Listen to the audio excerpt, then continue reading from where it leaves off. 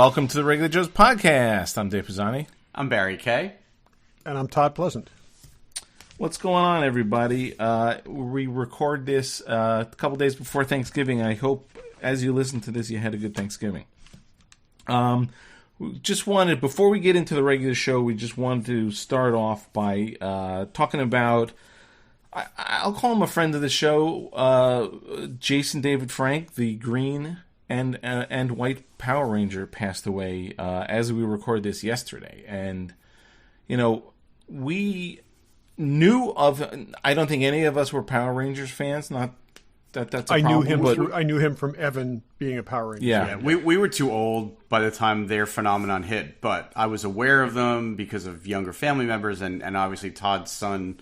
We know from our interview recently with the red Power Ranger, rather. Yeah, was obsessed. Todd's son was obsessed. On the show circuit, on the Comic-Con circuit that we've gone to a lot of places. That's how I knew about him. He always had a huge bunch of people lined up at his table. If you go back into our old Rhode Island episodes and whatnot, you'll see there's, we talk about how he had disproportionate crowds.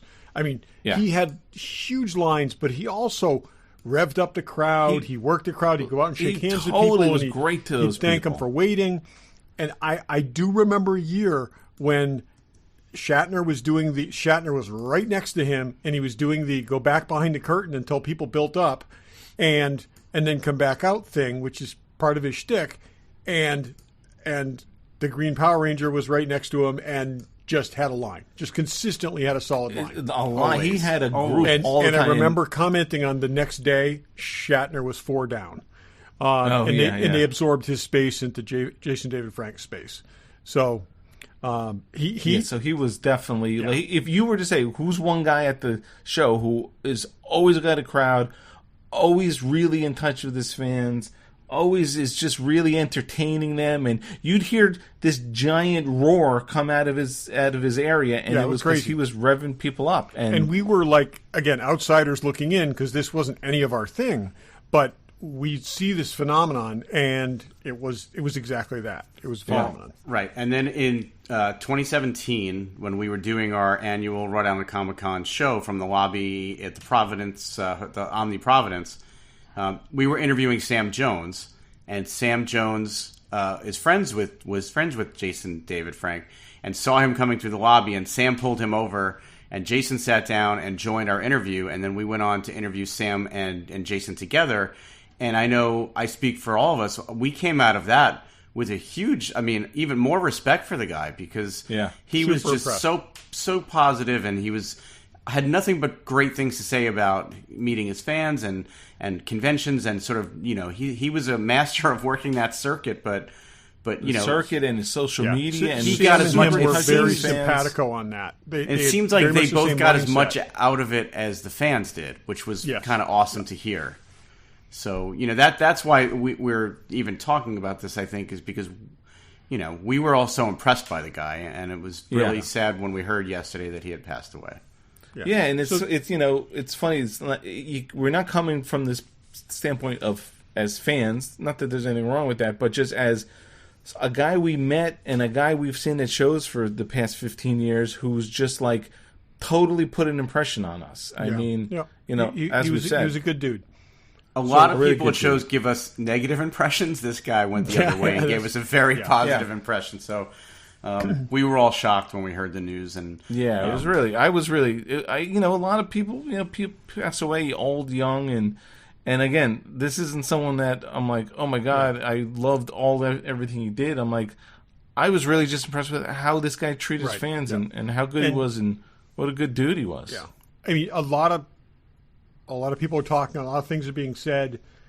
I think we had a great interaction with him, and that's what I want to remember. And he was 49 years old. He's way too young. 49. He had, I think, 4 kids. It's tough. It's really tough, and it's a hard time of year too.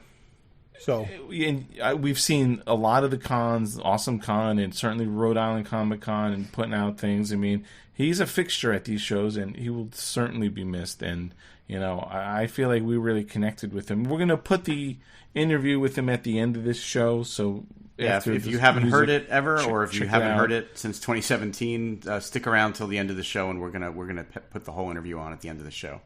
Yeah, I mean here's a guy who could touch 3 old dudes. Imagine how his fans felt about him, and just from our interaction with him. So rest in peace.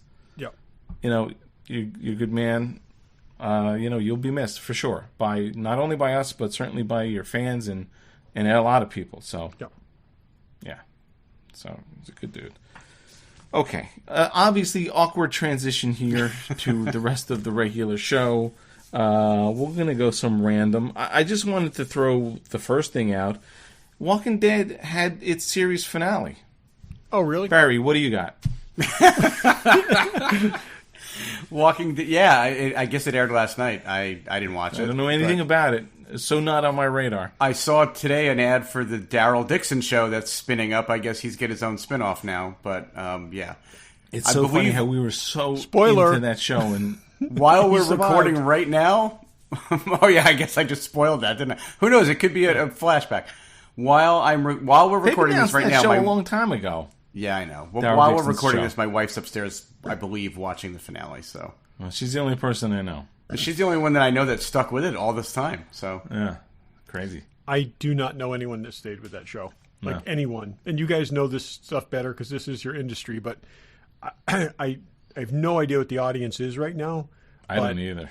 But I think it's still popular, but it is nowhere near where it was. Will anyone ever hit the numbers that show hit at its peak? That show also wasn't in its it certainly wasn't like the MASH finale that did a 78 rating. No, I'm saying but the show at its peak had these insane high numbers for what it was. It still was in a downtime. Yes. Yeah. The show now is Yellowstone. It's certainly not doing those numbers. It wasn't even streaming when it started, so that's the big show. But we're certainly not selling it for $100,000 the way we used to sell Walking Dead for $100,000 a spot. Yeah. More than that. Anyway. Barry, what do you got? We wasted enough time on that. Yes. So Sunday night, it was announced that Bob Chapek is out as the head of the Disney Corporation, and Bob Iger is back in as the CEO. And based on that news, Monday morning their stock rose 8%. I don't know. It's I had not heard positive things about Bob Chapek, and you've been hearing. And maybe it's because I'm very tuned into Disney right now because I'm planning a trip there, as I know Dave is as well. But I just hear a lot of things about how it's been downhill since Iger left, and that I think a lot of people were pinning it on Chapek. I don't know. It's a tough economy. Interesting though that everybody's down. So to announce that on a Sunday night though is kind of weird timing. And this guy retired or whatever, moved on, and whatever. I read a couple different articles, and I think if he comes in and essentially is a figurehead, and they take a lot of what they distribute a lot of his duties, I think just the confidence in him will be a huge. Well, as we saw, but I'm saying that's going to be a huge boost. And everybody was talking about instability, and everybody was talking about inconsistency, and I think this is probably what they needed to do. I think it was a smart move. Well, and they're paying him $1 million a year with a possible bonus of 100% of his salary. That's like nothing. Another $1 million a year, but then long-term incentive awards are targeted value of $25 million for each fiscal year in the agreement. So, and I read an article. They still got to pay this other guy out $100 million. And the fact that they're doing that tells you that they were very unhappy with his performance. Right. This Bob Iger made a lot more than his salary this morning when the stock went up. So, yeah. Crazy. I don't follow that side of the business that closely with them, but it was just weird to me that I saw the news come out on a Sunday night and how quickly it sounds like they're already announcing other people's positions changing and other people leaving, and they're definitely revamping. Yeah. So, anyway, Todd, what do you got? Okay. First thing, I am going to admit this. This is not an unpopular position, but I will now say I officially feel sorry for Rian Johnson. This dude cannot do an interview without people asking about Star Wars.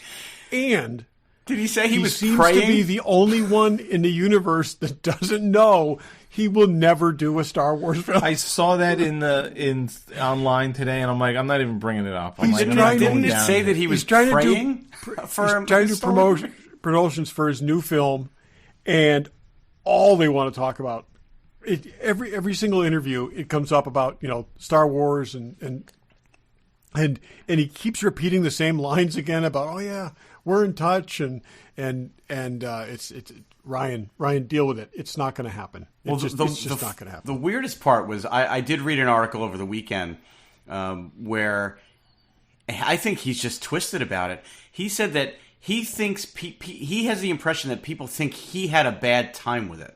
And he wanted to make sure everybody understood, no, it was the greatest movie-making experience of his life. And I'm like, yeah, no one cares, Ryan. He's not the one that had the bad time. It was all the fans are the ones that had the bad time, not him. If I knew you were going to bring that up, I would have worn my Ryan Johnson sock shirt. Again, it's not going to happen. It's not. Let's hope not. I think we'll see the Patty Jenkins movie before we ever see him, and I don't think we're going to see the Patty Jenkins movie. So, I do not. Yeah, I think there's a long list of people who won't make Star Wars movies again or ever. Probably everyone we've seen. Oh, and so is going to be doing a Star Wars movie. Yep. Like, no, you're not.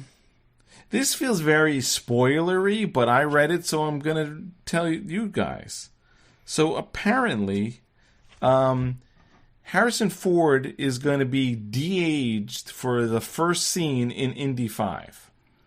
All the way back to 1945. Yeah, that's what I saw that headline today too. That the opening scene, he is de-aged back to what he looked like in the original Indy trilogy. I kind of stopped reading the article because they were showing pictures and they were giving too much information for my taste. It seems like they've opened the floodgates because there's an Empire magazine. That was my next thing. If we got there, if you guys didn't grab it. We know a ton about this movie. I don't want to know.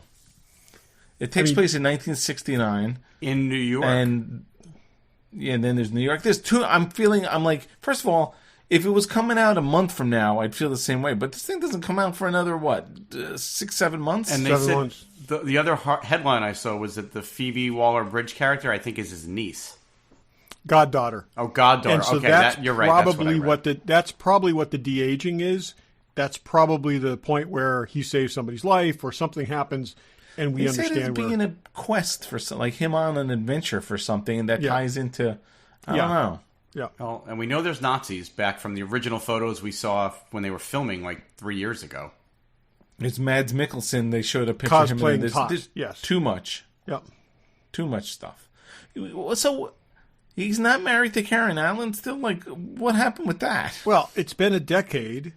And for Indy, that's 4 women. So, but he married her. I feel like maybe she's in it and we just don't know. She could be. It'd be nice if it's she's in it and we don't know. If Short Round's in it and we don't know. You want Shia LaBeouf? I wonder if that whole thing was staged to put everyone off the track. Yeah, Shia LaBeouf is in it, but strangely, all his scenes look just like flip versions of scenes from the previous film. It's Now, I pictured the Shia LaBeouf character living in the basement of the house that Karen Allen and that Marion and Indy share together, and he's fat, he's drinking a beer, and Indy's like, "Get your deadbeat son out of the house." I picture all of that. I wonder if they reference anything from that movie. They've got to do something. They've got to acknowledge. They got to do the, the dead Sean Connery picture thing or something like that. If she's not alive, or if she's passed, or whatever, then they've got to they'll reference picture of her on the mantle or something like this, or whatever. Or they'll be visiting her at the two of them died in a dirigible explosion or something. Yeah, or he'll be visiting her grave or something. There's a picture of everyone we don't want in the series anymore. No, well those old pictures they were crazy. actually dead. So anyway, I don't know. There's a lot going on with that. So. I kind of hope that this is it for the info dump because, like I said, we learned a lot this past weekend, and I didn't read the Empire article. Yeah, I didn't either. Yeah, I don't want to either. But I really stopped. I just saw that one thing, and I'm like, okay, now I saw that, so I got to move on. All right, so I've got another one. So sure, this is kind of the thing that you always, when we first started toy collecting, this is the kind of things that you read about, dream about, but never happens. A guy just handed over 450 vintage carded Star Wars figures to an auction house that he's been holding on from 77 through 85. He bought them for his kids. I don't know the full story, but he had access to them at retail. They're in original shipping boxes. 450 carded figures that they're saying are some of the best condition figures that are ever going to come up for sale. He's got 8 carded Boba Fett figures on Star Wars cards, which are like incredibly rare. He's got the Luke Skywalker figures with the double telescoping lightsabers on cards. Like stuff that they believed there were 3 or 4 of them in existence. And he's got multiples of them. And they initially were going to be sold in lots. Like, he's like, oh, I have 15 Yoda figures. I'm going to sell 15 Yoda figures as a lot. There's a few collectors that have stepped in to help them work through this. And now they understand you can't sell all the double telescoping Luke lightsaber carded figures in one lot. You have to sell them individually. So that auction's going to be in February. And I've already seen some YouTube videos where they interviewed people that are involved, and I just downloaded a podcast I'm going to listen to tomorrow where they talk about it, and they're going to be on display at this auction house. I don't know where it is. It's, I believe, somewhere in the Midwest, but just one of these crazy finds that, like, it's rare when somebody unearths like 15 or 20 carded figures. This guy had 450. Jeez, I guess he's got vinyl Cape Yoda. Jawas, not Yodas. I think he's got, everything. And it goes all the way up through the Power of the Force. And he had multiples of most of the figures. It's not just like one of this character, one of that character. So, wow.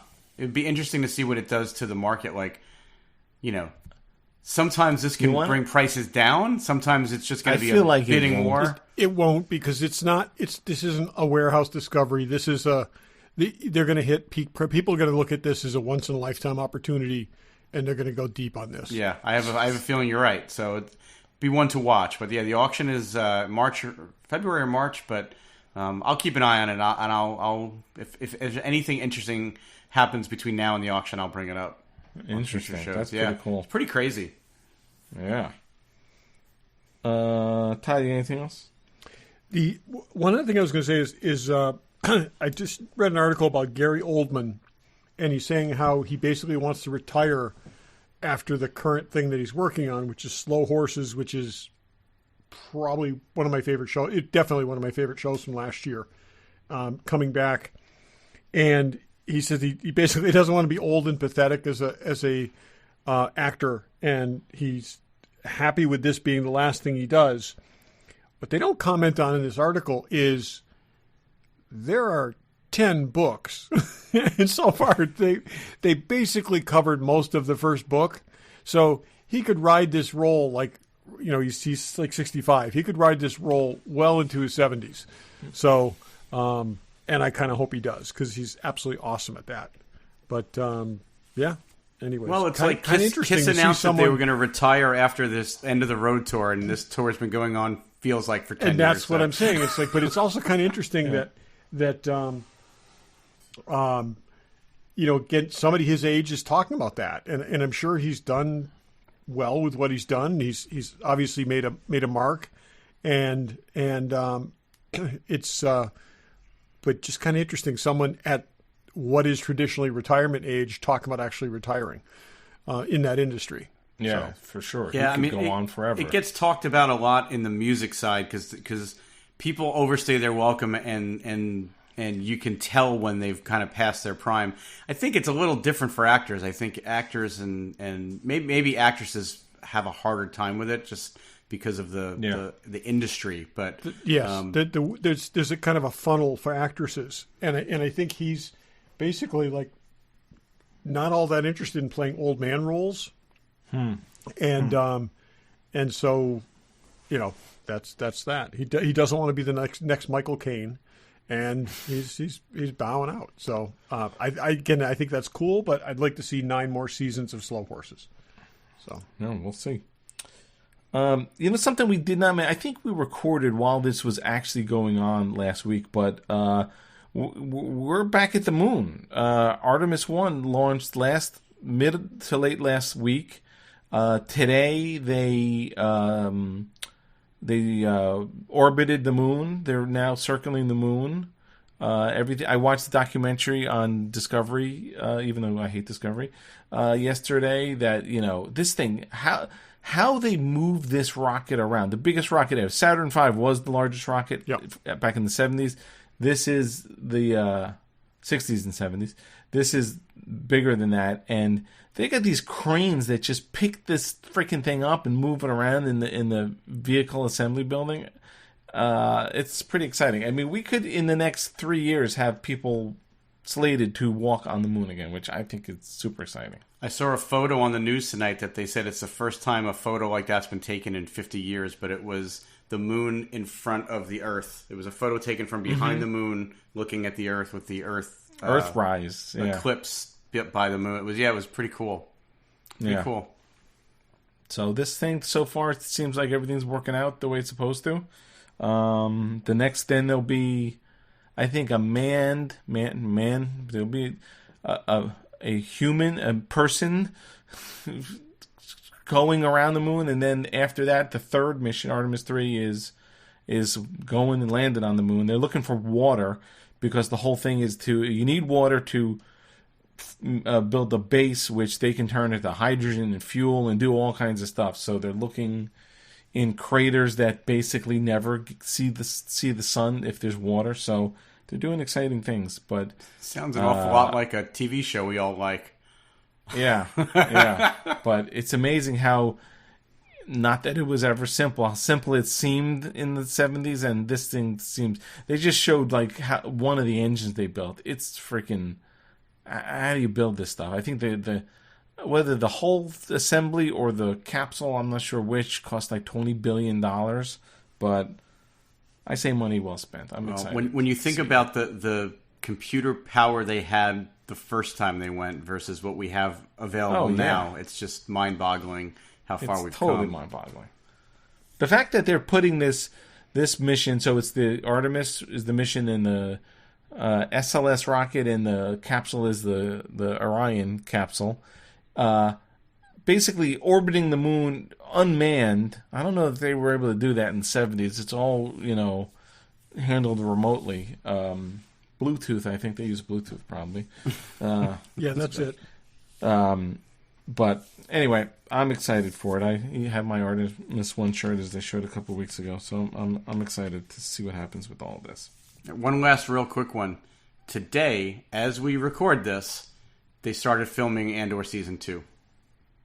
And they said filming's gonna run through August of 23, which tells me we probably won't see season 2 until 24. But we'll see. Probably. Are we going to hit Andor next week?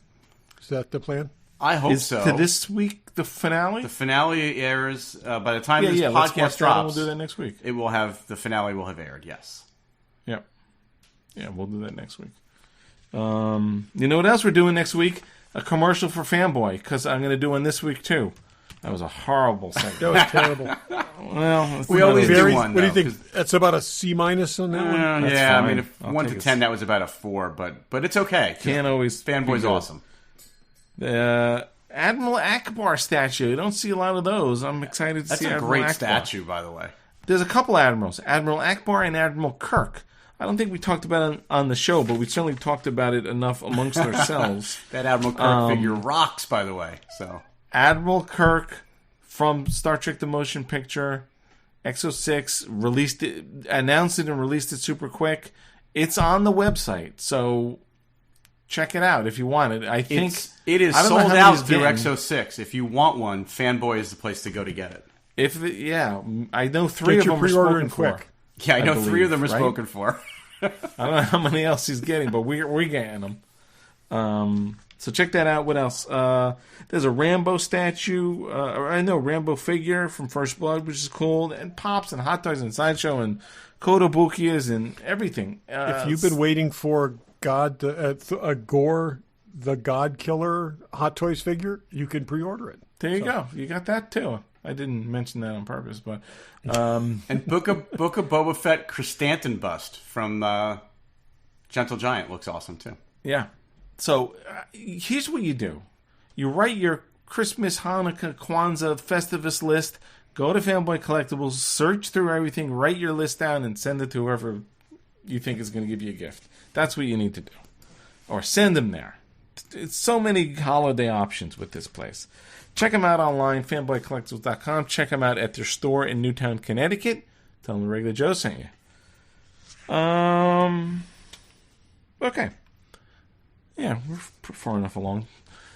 So, Todd mentioned last week this show Peripheral on... This was something that Sean and on others Amazon have mentioned Prime. to me, but Sean was very insistent that we watch. Yeah, someone else mentioned it to me as well. It's on Amazon Prime, one of our favorites, because they deliver all my packages for free for $130 a year. So we all watched, well, me and Barry watched episode 1. Todd, how far into it are you? I'm up to date. It drops weekly, and I've seen the first 5 episodes. So you're way ahead of us, but try to focus your discussion on the first episode then. Yeah. Oh yeah, no, I will. But there are some things that, I will say about the arc overall, but not without giving spoilers. So I'm going to start out by saying this. Okay, there are people involved in this show that learned a lot from Westworld. Okay, Jonathan Nolan, Lisa That's Joy. That's what worried me. Okay, shit gets explained. Okay, and this is one of the reasons I really like this show. And I'll hear what you guys think in a bit, but they don't explain things to you like you're a 3-year-old. There's a lot of stuff that you don't understand at the end of the first episode, but in dribs and drabs, it is very clearly explained to you at appropriate places. When somebody, nobody says, "Oh, the the little glowing dots in the arm do this." It's someone who would have no reason to understand that is ultimately explained to, and things like this. It doesn't seem forced at all. And there's none of the Westworld thing where, like, you're watching it, you're just sitting here saying, I just haven't got an effing clue what's going on at this point in the show. I found that. I was worried about that. Yeah. So I'm glad that. And so we are going to spoil the first episode, right? We can talk about things that happen in the first episode. They have balanced the kind of whiz-bang technology with the, tying it all in together. And I think really, really well. And I think, like I said, I think some lessons were learned from Westworld. I would agree. So. I mean, it's set in the near future. It's got a little bit of a Ready Player One aspect to it, at least from the first episode, but not in a bad way. And I'm thinking more about the book than the movie. And it's definitely I found the first episode interesting because they're living in a rural area. It's not like they're living in a big city, but there's technology involved. That's what's so funny. You would never think this kind of thing would happen in the. It always happens in cities, but no, it doesn't. I mean, that's a different twist. Even the fact that, and so Chloe Moretz, is that how you pronounce her name? She's the main star. Even in this small town, she works at a 3D printing company. Even that technology you wouldn't expect to be in the town that she's in. Although they're all filament printers. They wouldn't have filament printers 10 years from now. Yeah, well, okay.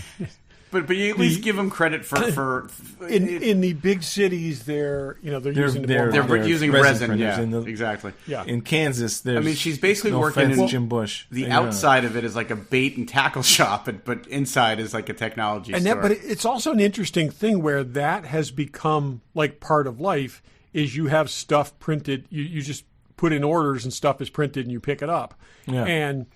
And I think that seems realistic. There's a reference to the pharmacy at one point doing exactly the same thing, where they basically create the drugs on demand for the what's sent into them, and that seemed reasonable and credible. They made some. I think they did a good job making things look slightly futuristic without making it look silly. Yeah, so, I mean, even if you look at things 10 years ago, they don't look drastically different than now, but there are there are pieces of technology that and what made me think what you made me think of was in the first episode towards the end they were using some drones, and those drones looked advanced but not so far advanced beyond like what you would have 10 years from now. And also, no offense to not New York or LA, but my guess is there's probably in more rural areas less this year's new car than there is in this is Hawkins. Okay, this isn't. So isn't you could get away with 10-year-old looking vehicles and then sprinkle in some Audi electric whatever the hell's. Yep. Yeah. Exactly. Yeah. The other thing that's you'll see in an upcoming episode is, and I thought this was good. You see somebody in state-of-the-art VR. Okay, and it looks 10 years advanced from we are, not 100 years advanced from we are, which is what we're into, and because you see these people's reaction to this thing they're using and how much better it is and how much realer it is. And then you see somebody using a traditional thing, like I said, probably, I think in episode 3, and you're like, oh, okay, that makes more sense now. It's not all like this. And there's still menus and stuff like that you choose from. And so, again, they did a good job building this world and kind of dribbling it out a little bit at a time.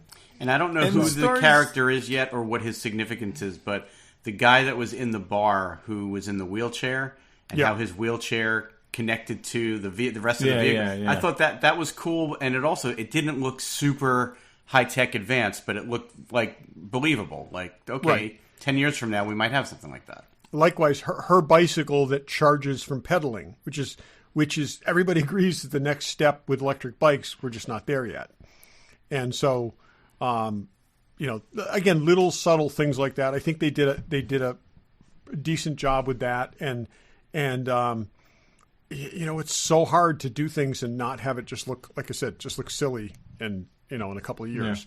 Yeah, and what we haven't really mentioned is there's also a lot of action in this. And I thought the action and I don't know how much we want to spoil, but in the first episode, there's definitely a virtual reality type thing where somebody puts on a headset, they take on an avatar, let's call it. But what was interesting is it's a female character, but when she's taking on the avatar, it's a male character. But I didn't find any of it confusing, which...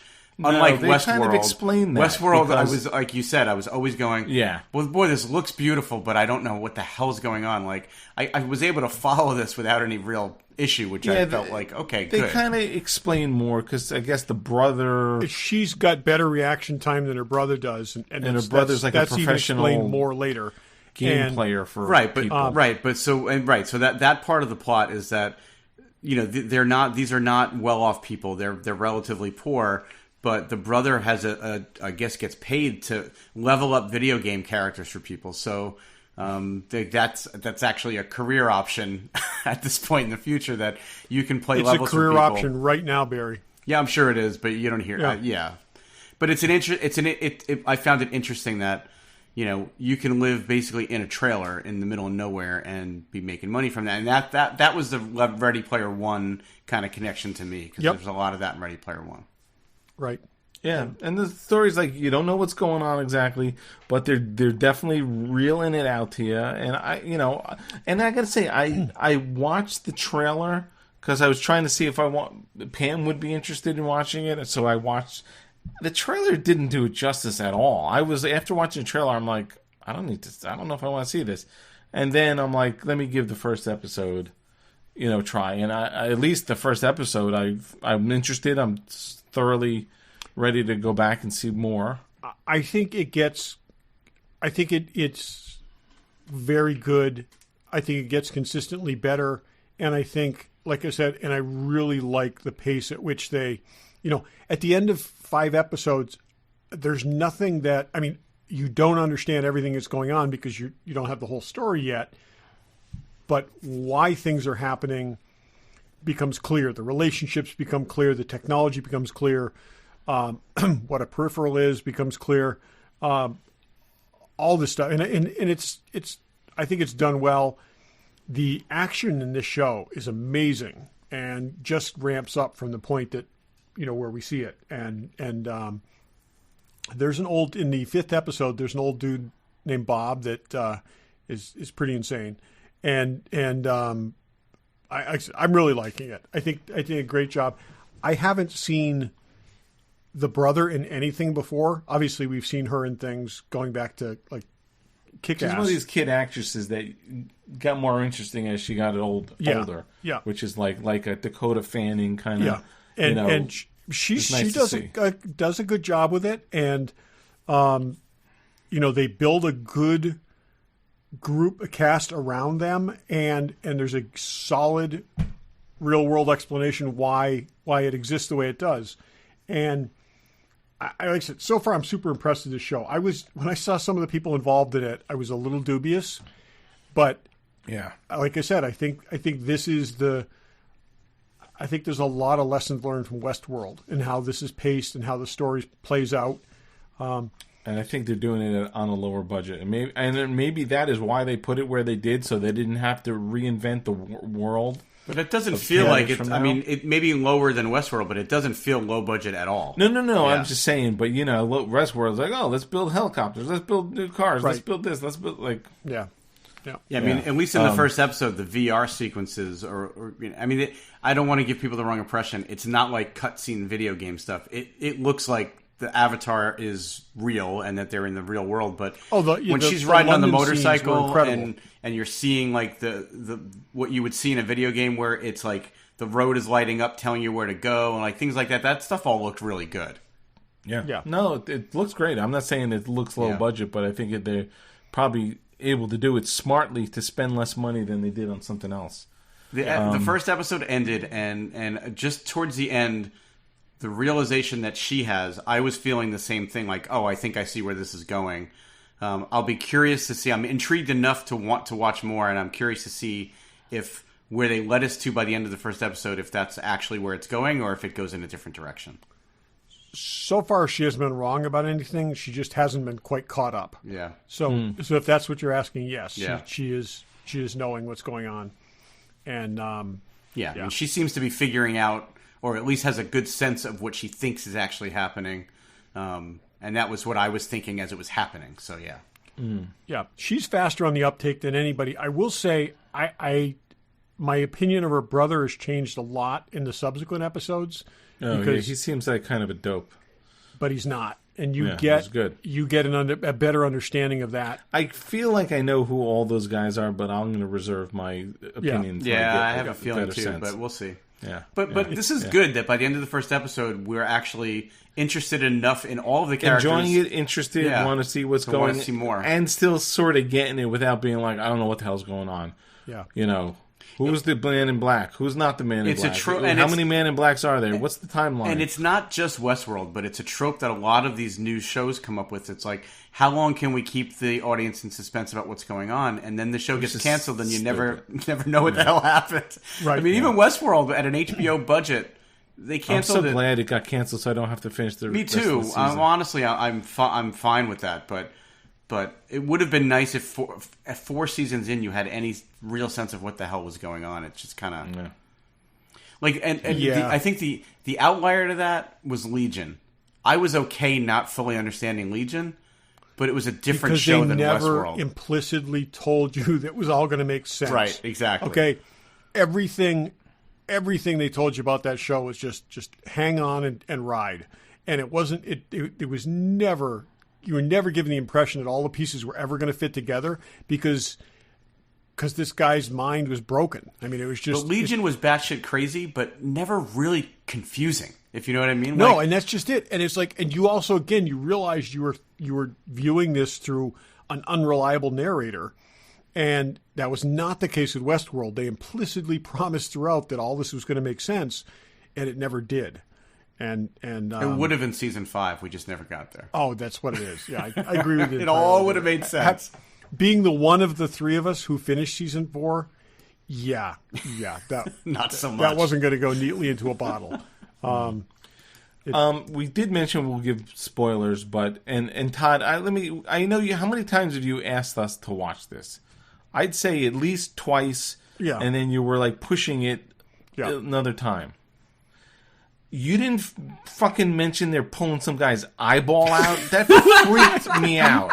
Because that would have made you want to watch. That was I couldn't. It was bad enough they showed us the eyeball in a jar that they were going to replace it with, but I didn't think they were going to show it actually pulling it out. Happening. They did let you know what was happening. It was so if you just. When you see an eyeball in a jar, just sort of close just look away for about 35 seconds. Oh my God! You'll be better for it. Unless you like that kind of thing, in which case, keep your eyes wide open. But yeah. I know a guy at work who, if you say, "Look, I'm going to touch my eye," he almost throws up. If he saw that, he'd be dead. Okay, I'll remember that next time. That was freaky. And he, oof, yep, that was bad. Do you get to, by the end of the first episode, do you get to an understanding of the Avatar, what the Avatar is? Yeah. That's why, okay. Let's put it this way. So did that put that back in the box a little bit for you, Dave? No, I don't think we got much of understanding. What we understand, okay, we're back in spoilers.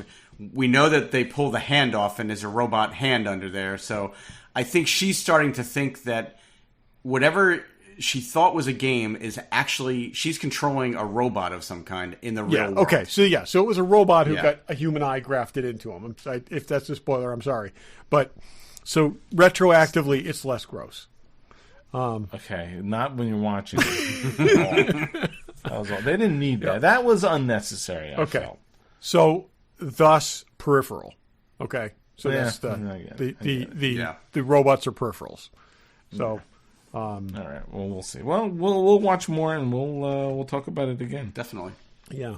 Again, like I said, I was very pleasantly surprised, and I like it a lot. And again, I got a good nudge from Sean a couple times to get started on it, and I think I started it too late the first time and maybe dozed off partway through the explanation part. And I'm enjoying it a lot. It's probably the thing I watch first right now at this point. Or certainly will be after this Wednesday. So, yeah, very, very good. Flynn. Why did they name her Flynn? After Tron? Tron? That's what I think. Yeah. Yeah. Yeah. I ran that by Sean. We both thought that. That's a neat tip of the hat kind of thing. But, yeah. So. Could be. Cool. Alrighty, let's go. What's in the box? Show you with the box. What was in the box? What's in the box? What's in the box? Regular Joe's What's in the Box. Todd. Okay. What's in the box? This is going to shock you, but okay. So this is a Marvel Legends Mr. Knight figure from the Moon Knight series. I'm going to keep this going. This is the Marvel Legends Moon Knight figure from the Moon Knight series. This is superb. They did an absolutely fantastic job in this. There's crazy detailing on this. Okay. This is the Build-A-Figure Khonshu figure. Oh, interesting. Built to scale. Okay. He's huge. And I'm not going to tell you what I paid for this because I paid way too much money for this thing. Not way too much money, but you bought him built? I bought all the pieces collected together. Of the series of 7 figures, there's one that I would have been interested in. So I probably ultimately paid like $20 too much for this, but I wanted to make sure I got it. He is great. I mean, they just did a fantastic job with this thing, and he looks amazing with the other figures. But there is no standing. Yeah, give us a better perspective on the scale. Height, the same plane. You can hold them up. They, I'm sending you a picture. So I'm going to say they've never made a Khonshu figure before. They made a statue, but there's never actually been a figure. And this is really, really well done. So, yeah, I guess that probably doesn't do it well either here. No, it's better. Definitely get a sense of the scale. He's big, yeah. It's like a torso taller. He's at least a torso taller. Yeah. So, yeah. And, yeah. Cool. So, anyways, I always like the concept of the Build-A-Figure. I mean, I don't collect the Marvel Legends, but I do like that you get something extra, and it gets you interested to buy the rest of them so you can make the new figure. But yeah, it's kind of cool. The only one I have was the Groot Build-A-Figure. I'm on the hunt for one leg to finish my Man Thing because of the Halloween special. I now think Man Thing is cool and I want him. And but most of them I've traded off those parts over the years. So, but there's always somebody willing to buy them. So that's the other thing too. It's not something to throw away. You can just put them in a pile and throw them on eBay. So, Barry, what do you got? Well, I got something that Daryl knows about, but you guys don't know about. I'll show you the object first. Next time somebody crystal skulls, I'm holding this up. Oh my Instead God. of my vodka. But wait, there's more. It lights up. That's the Disney. This is the Disney Shop exclusive one that I was not buying for $250, but when they ran a 40% off sale last week. Oh, did they really? $160 shipped, which I felt was acceptable. Wow, thanks for the heads up on that. Well, I didn't want to tell you because I wanted to surprise you that I bought it.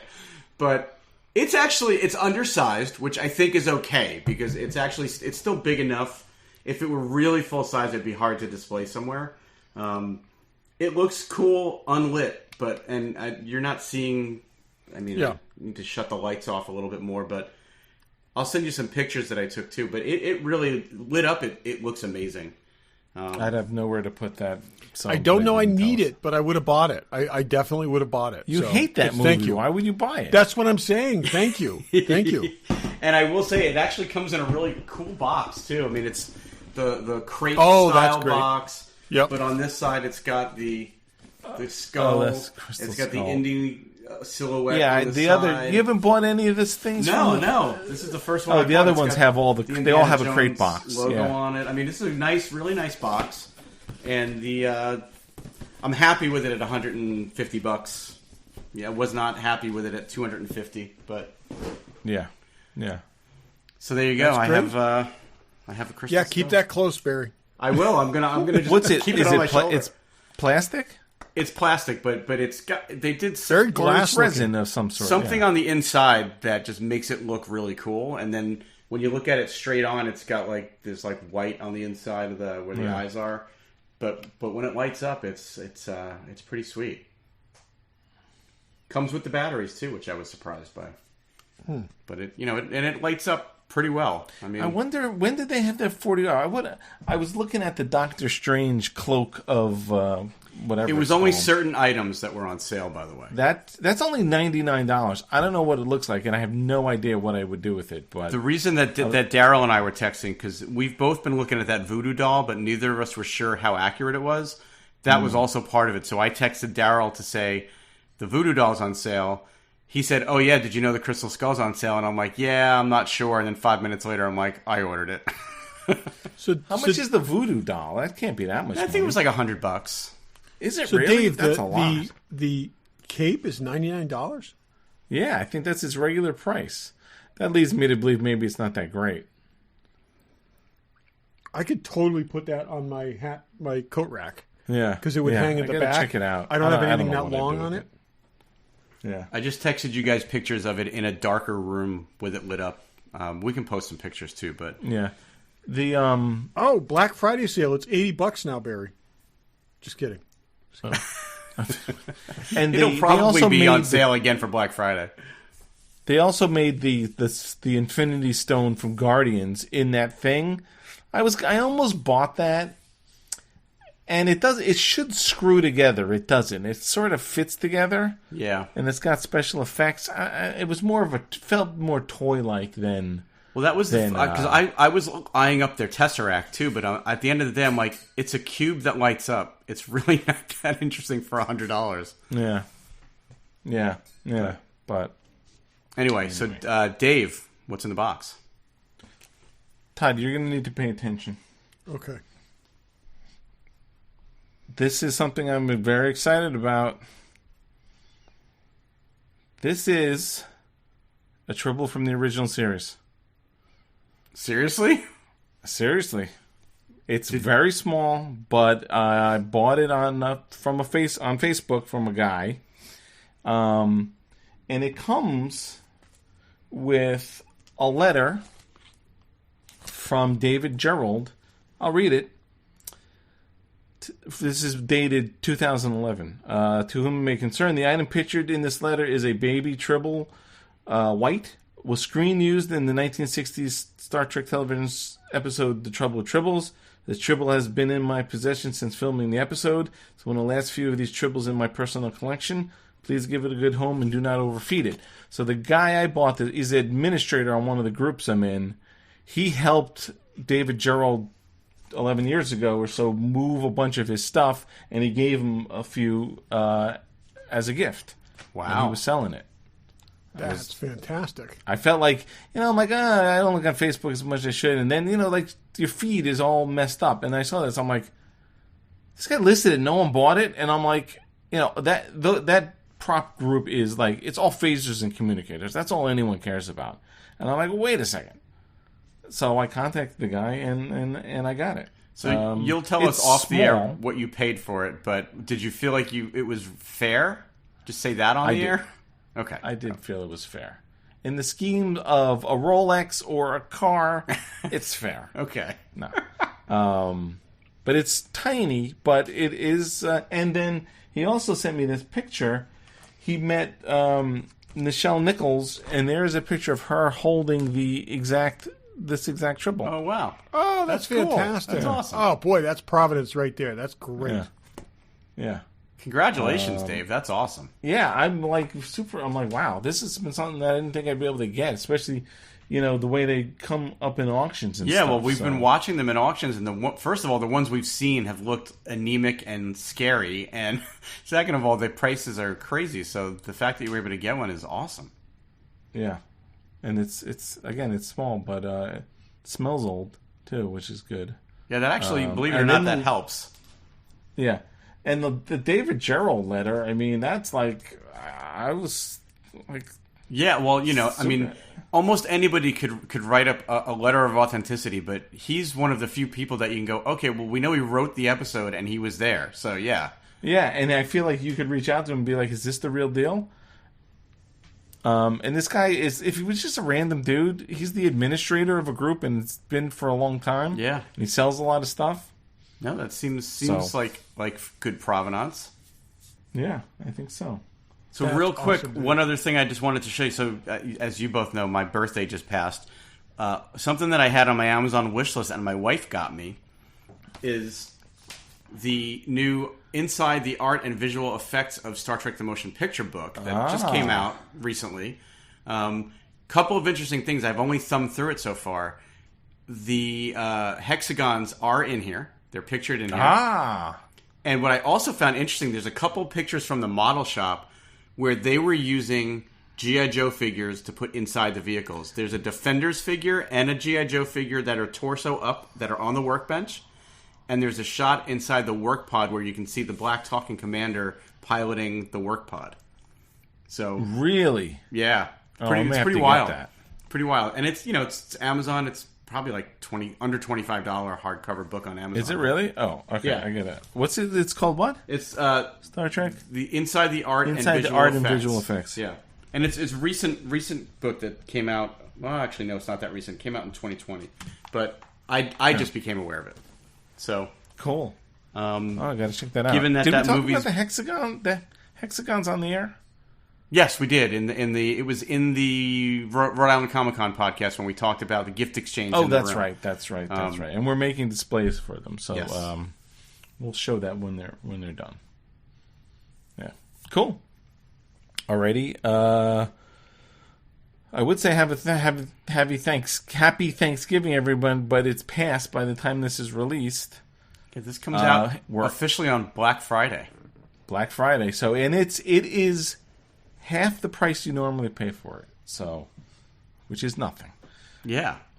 This podcast is less than free this year on Black Friday. Yeah.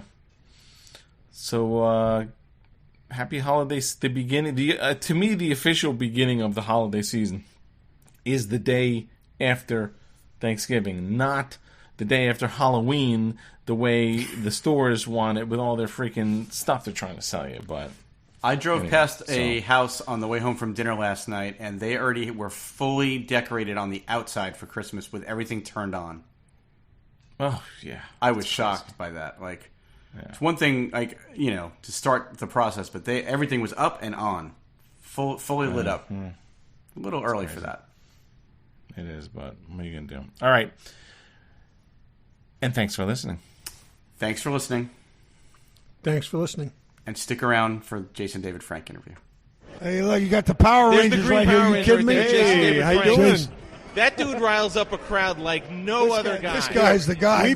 He's the social media guy. We've seen you at so many shows. You rile up the crowd better than anybody. It's amazing. I was talking about the other day. I said, Appreciate it. you have a whole row of Power Rangers, and then this line for the Green Ranger, who's just working the crowd, and it's awesome. It's awesome to see. I love it. I like. It's great to see you connecting. The guys get all pumped up, kind of feed off. No, but that's what we were just saying because feed off the energy.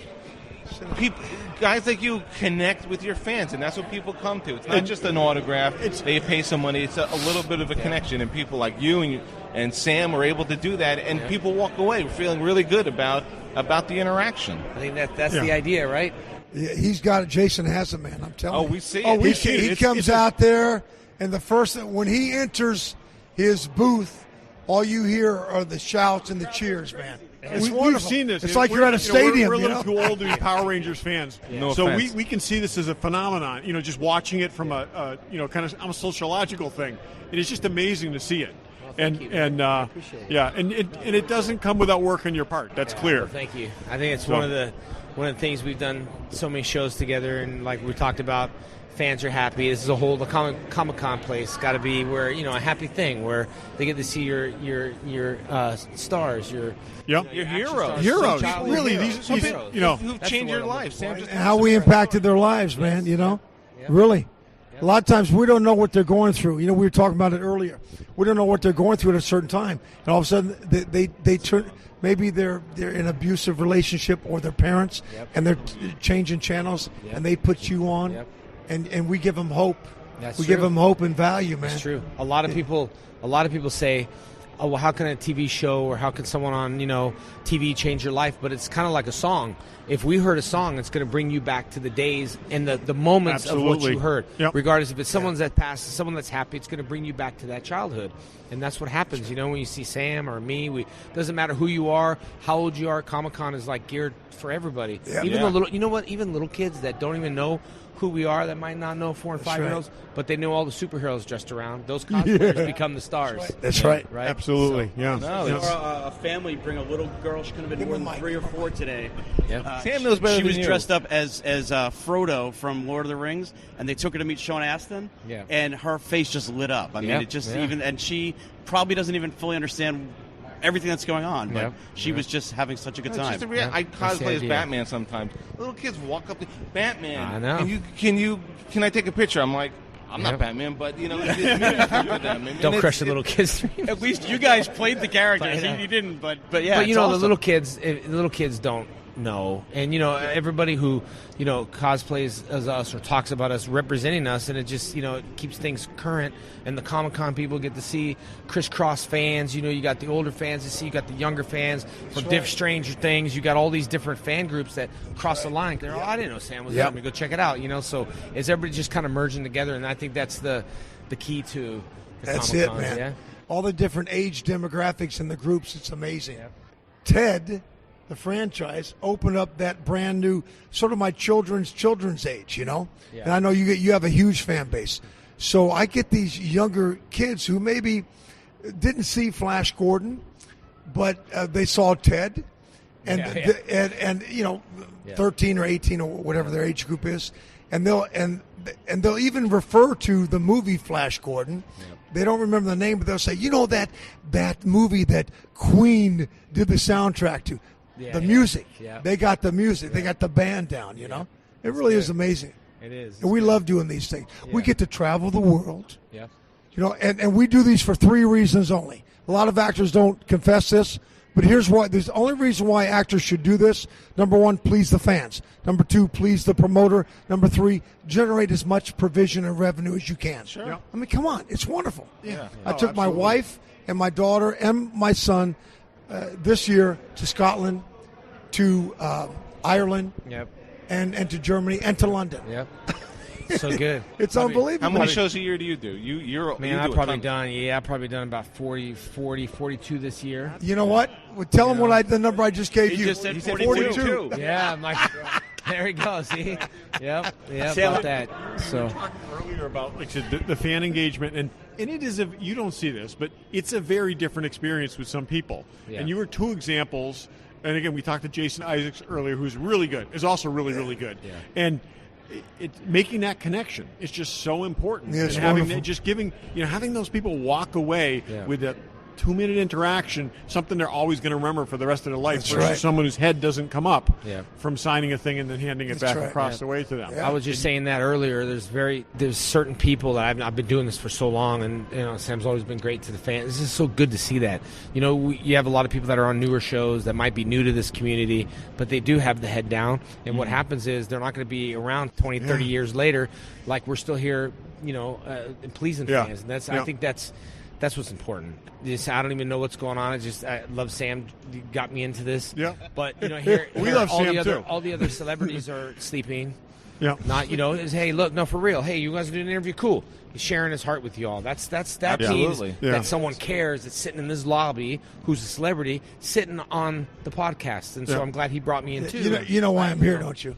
No. I was sound. You know why I'm here. I was sound asleep in my room. They came pounding on my door. That's right. Saying, no, Melody earlier, she promised. She said, "I just came from. We were celebrating Frigno's 66th birthday at an Italian restaurant." See, thanks, Lou. Lou's a friend of mine too. Thanks for the invite. I texted him last night. I texted him last night and said, "Are you out eating?" And he said, "Z," and that was it. Just, he told me the same thing. Yeah. But tonight we wrapped them up, about 10 of us, and made it happen. Yeah, that's good. It's amazing that I'm able to be here with all these guys too, like growing up with them and stuff. Like it's crazy. I talk to my dad, my mom, everybody's just like, it's cool to be in this position that I'm in, and seeing these guys' shows growing up as a kid. I mean, it's like one of those cool. Yeah. It's a cool wow moment. Yeah. I'm happy to be here, you know? Let me ask you this. What made the Green Ranger the coolest Ranger back? Because my son watched it. He was a kid. He was the exact right age. And he just, when the Green Ranger showed, that was just it. Yeah. That was just all there was to it. And why do you think that caught on the way it did? I'm very passionate about what I do. Have you guys told me about the lines? Yeah. I think the passion I love kids. I work with kids, karate schools. I think the passion just came through the television. When you could see someone's eyes and know and feel it, you could feel the passion. So I was able to reach out to so many people around the world, very limited, which always makes things popular. You get a limited brand, everybody wants it. It's not made any better. All these expensive brands, leather's the leather, same cow's the cow. But when you have limited stuff, it brands it in a certain way where people want it. You know what I mean? And like with Sam right now, the stuff that he's done, and like he was saying with Ted and all that stuff, it's made people look and say, I wonder where I could see this. Then they go back and revisit where that's actually from. Yeah. So the way that's media cool. is, you're right, man. Yeah, the way media is nowadays, I could find it. Back then, I could not. We didn't have Google. On our shows, we didn't have Google. We didn't have social media. We had nothing. Nothing. The other thing, too, one of the things that we've talked about a bit in the podcast, we're now in the first real generation where we can share with our kids all the stuff we loved as a kid. Yep. And that never happened before. No. Sam, your parents couldn't do that. My parents couldn't do that. That's right. Because they could describe movies and TV shows they'd seen, but they were gone. Yeah. Unless they were maybe repeated at some point, or they were Star Trek or I Love Lucy, you just never saw them again. And now everything is there. When I grew up, we didn't even have remotes. Yeah. We had to get up off the sofa and turn the channel. That's kids should be like, or how about rolling the window down? You guys are all, it's like, what is this? Or, dialing the phone. It's like everybody, and God forbid you lose your cell phone because you ain't got no numbers to nobody. Yeah. Who knows? It's like, would you accept a collect call to? Jason, you nailed it. Okay, how many people that carry an iPhone, have been for a while, can actually give you, hopefully their spouse's number without looking at the phone, or their children, or their best friends?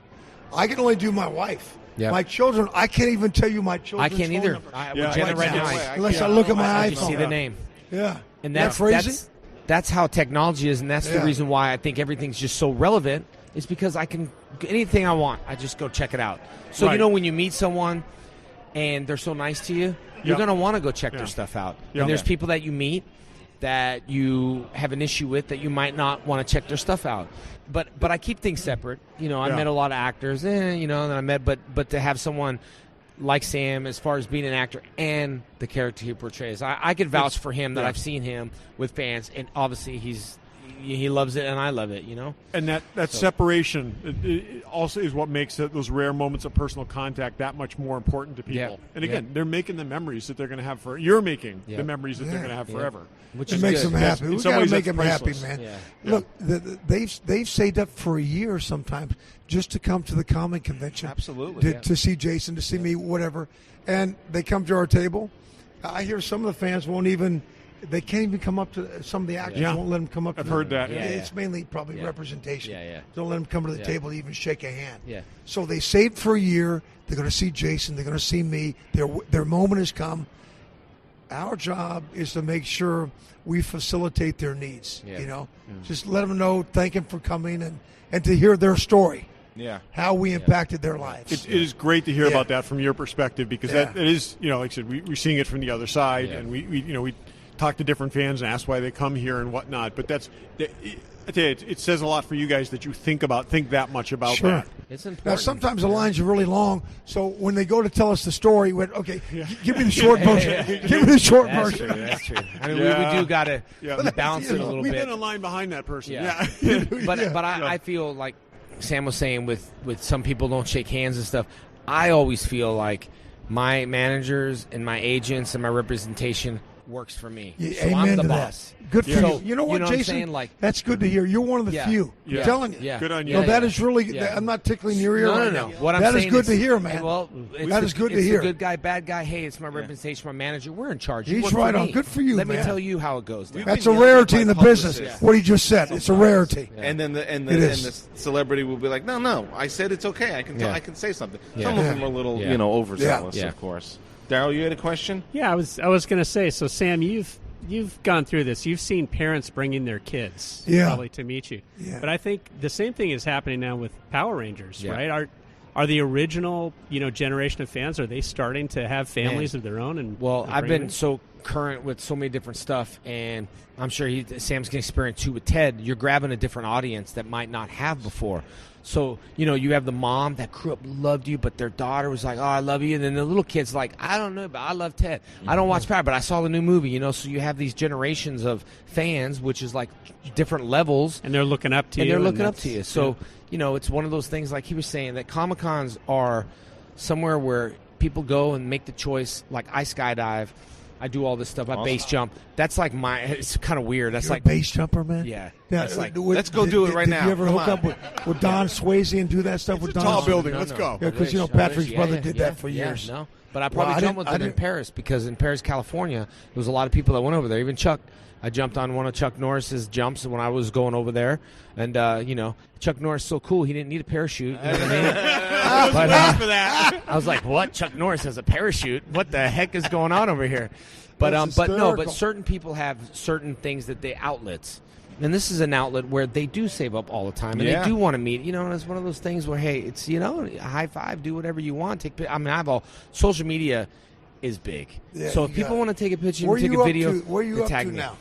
Well, the reaches are a lot different than anything else because people are lazy to click. But I'll reach anywhere from 15 to 20 million a week through Instagram, Facebook, and everything else. I would do a lot of reaches. Well, when you send me the link, 50 million, 50? Anywhere, not 50, but anywhere from 15 to 20 that's still million. gigantic. So that's amazing. But and you know what's the key about social media or anything? It's not necessarily how many likes or who you have. It's how many engages you have. Absolutely. How many people are talking about you your page. You nailed it, man. And that's one of those things where if you deny no pictures, no this, how are you going to live in the social media world? Yeah. You have nothing to tag. Yeah, exactly. Right. Yeah, tag it. Yeah, cool. Tag me on Instagram. Yeah. And right now with us, I mean, Power Rangers was #1 kid show in the world before Google and Instagram. Yes. You know what I mean? So everyone's like, well, it's like, look, if Jesus can FaceTime, he would. He wouldn't have to walk through all this. It's the truth. If you use it for the good, then you're great. And then social media can be used as bad, bullying, and all that other stuff. But we choose to use it for the good, and that's the reason why we're here, I guess. Absolutely. That's wonderful, man.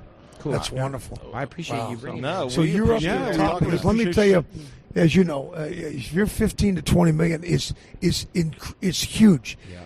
Now, if you get to the top 3, I remember Vin Diesel is 101 million. I think The Rock is 90 million. Yeah. But if you're 15 to 20 million, man, but you're giving them relevant, viable, really good things of integrity. You're not just throwing a bunch of crap out there. No. I keep things positive, man. I'm going to tell you. Amen. If you want to hear about me and Sam's bad stories, then grab a box of Kleenex and get ready for that because you all don't want to hear that stuff. Yeah. And I tell you, we all been through dark places, but a good scenario in a nutshell, when the caterpillar crawls, he gets locked in a cocoon. He hates being locked up. It's a dark place. He doesn't like it, but he grows to become a butterfly. So the dark places that you go end up blossoming you into an awesome butterfly. Amen. You know what I mean? So like you can grow and be blessed in a dark time. And we've all, I'm sure, had those. We just choose right now that it's a positive. People want to see it. It's like and it's positive. needed. It's needed. Yes. For sure. It's when everybody's just everybody's so that. negative. It's time, man, to He's build people up. Yeah, we got to build people up, man. I'm joking. Say that again. I said he's a big Republican. I'm kidding. It was a joke. You know what? Inside joke. You asked me what party I belong to. I'm not left. I'm not center. I'm not right. I belong to the practical thinking. Yeah. Okay, practical thinking, common sense party. Yeah. Whatever label you want to give that. Okay. Yeah. Seriously. I hear you. And let's build people up. Yeah. Don't give me a label. Let's build people. If that's the label, I'm a builder of people. Yeah. That's my label. Yeah. We need him in office. That's right. I agree on that. Yeah. You're good at it. Sam for president. Yeah. I'm down for that. Me too. He's got my vote. No, that's what we need to do. It's true. Yeah. So, you know, when I'm seeing a ticket here. when all those emergencies in Houston, in Florida, and Puerto Rico, did anybody say when they're pulling a body, a living person drowning, and to grab their hand to pull them on the boat, did they say, are you a Republican? No, they did not. No. They said, brother, sister, come here. Exactly. Yeah. Come on. That's true. Yep. Come on. And my house is right in the middle of that Houston. I was in Oh, Kingwood. is that right? Oh, really? So my house is fine, but my whole neighborhood was destroyed. Yeah. Wow. And so you can see that. You can see people getting together, helping. It don't matter if you're black, don't matter if you're white, don't matter what color it is, That's don't matter right. if you're Democrat or Republican. They're That's there to right. help. And that's what I think the world is missing. Yeah. There's too many, this side, that side, Yeah. what we're doing. Too many And labels I'm neutral. and not enough My solutions. Instagram Yeah. is so neutral. And that's not just the truthful answer. That's such a great neutral answer, but that's the truth. Yes. And that's what gets you out of, well, about this and about that. You know, I'm from Texas, so, Astros, but I'm also from Los Angeles. So people ask me, and I just say, great ball game. What do you? From LA and Astros, good. You got a mind for politics. You do. I don't know. It's one of those You things. have Right to. here. Michael Jordan had the greatest answer, because he sells shoes. Sure. Billions of dollars worth of shoes, right? So somebody got on to him about whatever side, left or right, and he said, what party do you take? And you know what he said? He said, both sides buy shoes. Yeah, that's right. Yes. Come on, That's so man. true. Come That's on. true. Very true. Both sides buy shoes. Very true. Right. Yeah. Yeah. awesome. So. All right, we've Thank you taken guys enough for of you having guys. us. We really appreciate it. I would him too. Hey, man. Yeah. I appreciate guys like this that, like I was just talking earlier, when they grab you and say, "Hey, come here and share something." I appreciate that. Most people are, well, make this interview about me and make it. That's what I like about this, and I always liked about Sam is like people. That's what we do. You know what I mean? So I owe you next time when I say, "Hey, Oh, it's wonderful, Sam, man. It's wonderful you stopped in like Thank this, you, man. Thank Good you. for I you, appreciate buddy. it. Good. Hello, everybody. Jason David Frank, the Green Ranger, and you are listening to the Regular Joe's podcast. You know what time it is? Morphin' time. Booyah!